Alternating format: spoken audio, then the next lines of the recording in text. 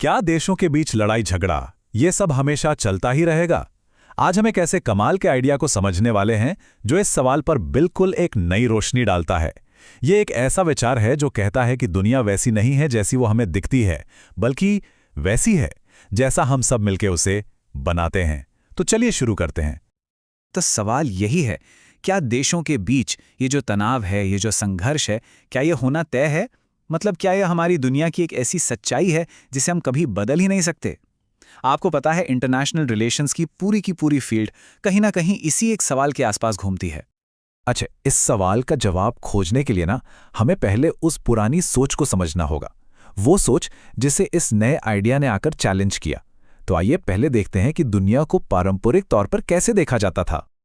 अब देखिए, जैसे ही हम अराजकता या एनार्की शब्द सुनते हैं, दिमाग में क्या आता है? मारकाट, अफरा तफरी, कोई नियम कानून नहीं, है ना?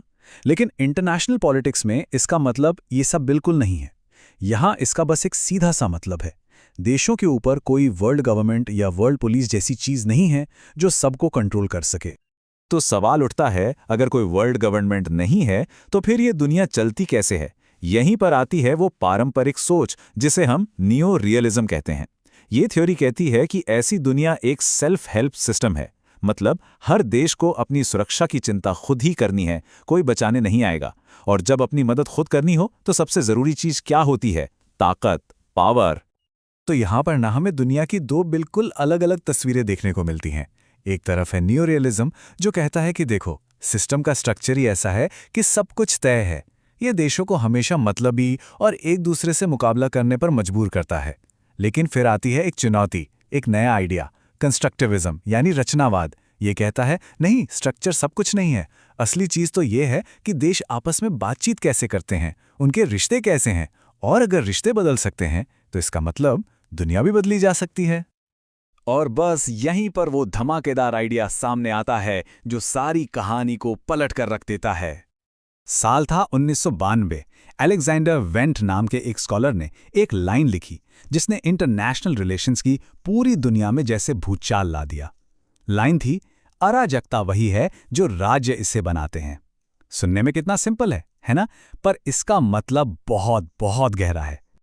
तो क्या मतलब है इसका? इसका सीधा सा मतलब यह है कि अराजकता का कोई एक फिक्स्ड मतलब नहीं होता। आप इसे एक शतरंज के बोर्ड की तरह सोचिए। बोर्ड तो वही है, लेकिन उस पर खेल कैसा होगा, एकदम आक्रामक या फिर शांति से, ये तो खेलने वालों पर यानी देशों पर निर्भर करता है। दुनिया के नियम पत्थर की लकीर नहीं है, उन्हें तो देश अपने बातचीत से, अपने एक्शन से खुद बनाते हैं। ठीक है, ये बनाने वाली बात तो समझ आई, लेकिन ये होता कैसे है? मतलब असल में देश दोस्त या दुश्मन बनते कैसे हैं? चलिए इस प्रोसेस को थोड़ा करीब से देखते हैं। सोचिए, दो अनजान देश पहली बार मिल रहे हैं। मान लीजिए देश ए ने देश बी की तरफ कोई कदम उठाया। अब सारी बात देश बी पर है। वो इस कदम को कैसे देखता है? क्या ये दोस्ती का हाथ है या फिर कोई खतरा? देश बी जैसा सोचेगा वैसा ही जवाब देगा, और फिर बी के जवाब पर ए का अगला कदम निर्भर करेगा। और बस धीरे धीरे इसी लेन देन से एक रिश्ता बन जाता है, या तो भरोसे का या फिर डर का। और ये सिर्फ कोई मनगढ़ंत कहानी नहीं है, इसके पीछे एक ठोस सिद्धांत है। ये जो साइकिल है ना, एक देश का एक्शन दूसरे देश का उस एक्शन को समझना और फिर उस समझ के आधार पर जवाब देना, ये साइकिल बार बार चलता रहता है। और यही साइकिल धीरे धीरे उनके बीच एक साझा समझ यानी शेयर्ड अंडरस्टैंडिंग बना देता है कि हम दोस्त हैं, ये दुश्मन। तो सबसे बड़ी सीख क्या है इस पूरी प्रक्रिया से? वो ये कि किसी भी देश की पहचान कि वो दोस्त है या दुश्मन, वो पहले से तय नहीं होती। और उनके जो हित हैं, मतलब वो क्या चाहते हैं, सहयोग या लड़ाई, ये भी उनकी पहचान पर ही निर्भर करता है। ये सब कुछ उनके आपसी सामाजिक मेलजोल से बनता है, कुछ भी पत्थर की लकीर नहीं है। तो अगर ये बात सच है कि देश खुद ही तय करते हैं कि अराजकता कैसी होगी, तो फिर इसका नतीजा क्या निकलता है? इसका नतीजा ये है कि अराजकता का कोई एक चेहरा नहीं होता, बल्कि इसके कई अलग अलग कल्चर या संस्कृतियां हो सकती हैं। वेंट ऐसी तीन अलग अलग दुनियाओं की बात करते हैं। पहली है हॉब्सियन दुनिया। यहां सब एक दूसरे के दुश्मन हैं, बस जियो और जीने दो वाला हिसाब नहीं, बल्कि मारो या मरो वाली स्थिति है। फिर आती है लोकेन दुनिया। यहां देश दुश्मन नहीं बल्कि प्रतिद्वंद्वी हैं, मतलब कंपटीशन है, लेकिन वे एक दूसरे के जीने के अधिकार को मानते हैं। और तीसरी है कांतियन दुनिया। यहाँ देश दोस्त हैं, वो आपस में सहयोग करते हैं और मुश्किल में एक दूसरे की मदद भी करते हैं। तो देखिए बात कितनी कमाल की है।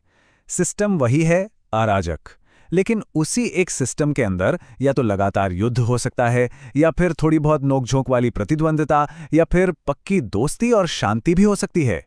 मतलब अराजकता तो बस एक खाली स्टेज है, उस पर कौन सा नाटक खेला जाएगा ये तो एक्टर्स यानी देश खुद तय करते हैं। और यही बात हमें इस पूरे आइडिया के सबसे दमदार, सबसे शक्तिशाली हिस्से तक ले आती है। आखिर ये सब इतना मायने क्यों रखता है? इसलिए क्योंकि अगर दुनिया सिर्फ ताकत के खेल से नहीं बल्कि हमारे साझा विचारों और विश्वासों से बनती है, तो इसका मतलब ये है कि हम किसी ऐसी जेल में नहीं फंसे हैं जिससे बाहर निकलना नामुमकिन हो। इसका सीधा सा मतलब है कि बदलाव मुमकिन है। ये हमें सेल्फ फुलफिलिंग प्रोफेसी या आत्मसंतोषी भविष्यवाणी के कॉन्सेप्ट तक लाता है। सोचिए, अगर कोई देश ये मान ले कि दुनिया बहुत खतरनाक है और सब उसके दुश्मन हैं, तो वो क्या करेगा? वो हथियार जमा करेगा, आक्रामक दिखेगा, किसी पर भरोसा नहीं करेगा। अब उसे देखकर बाकी देश भी तो यही करेंगे, और नतीजा लड़ाई सच में हो जाएगी। मतलब जो सोचा था वही सच साबित कर दिया। लेकिन इसका एक दूसरा पहलू भी है जो उम्मीद से भरा है। अगर हम मिलकर एक खतरनाक दुनिया बना सकते हैं, तो इसका मतलब है कि हम मिलकर एक बेहतर दुनिया भी बना सकते हैं। अगर देश भरोसा करना शुरू करें, सहयोग करें और ये उम्मीद रखें कि शांति मुमकिन है, तो वो एक ऐसी हकीकत बना सकते हैं जहां दोस्ती और सहयोग ही नॉर्मल बात हो। तो आखिर में ये पूरा का पूरा सिद्धांत हमें एक बहुत बड़े सवाल के साथ छोड़ जाता है। अगर ये सच है कि हमारी साझा सोच, हमारे आपसी विश्वास ही इस दुनिया को बनाते हैं, तो एक पल रुककर सोचने की जरूरत है, इस वक्त हम सब मिलकर कैसी दुनिया बना रहे हैं।